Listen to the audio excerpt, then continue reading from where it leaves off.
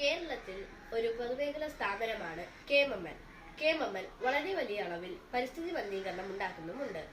തീരപ്രദേശങ്ങളിൽ നിന്നും മണ്ണെടുത്ത് അതിനെ ഇൽമനൈറ്റ്, മോണോസൈറ്റ്, റൂട്ടൈൽ, സർഫ്ലോ എന്നിവയായി വേർതിരിച്ച് പലതരം വാതകങ്ങൾ ചേർത്ത് ടൈറ്റാനിയം സ്പോഞ്ചും ടൈറ്റാനിയം ഓക്സൈഡുമാക്കി മാറ്റുന്നു.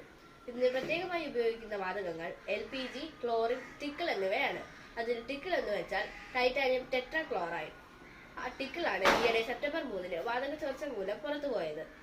അതുപോലെ തന്നെ പ്ലാന്റിലെ പ്രോസസ്സിംഗിന്റെ ഭാഗമായി പുറത്തുപോകുന്ന രാസമാലിന്യമായ അയൺ ഓക്സൈഡ് ജലത്തിൽ കലരാത്തതിനാൽ ആസിഡിൽ കലക്കി വെളിയിലേക്ക് വിടുന്നു. അപ്പോൾ പരിസര പ്രദേശങ്ങളിലുള്ള കിണറുകളിലും കുളങ്ങളിലും ഓറഞ്ച് നിറത്തിലെ ജലം കാണപ്പെടുകയും അതിനു മുകളിൽ ആസിഡ് പൊങ്ങിക്കിടക്കുകയും ചെയ്യുന്നു. ചിറ്റൂർ ഇപ്പോൾ പൂർണ്ണമായും ആസിഡ് ഗ്രാമമായി മാറിയിരിക്കുന്നു.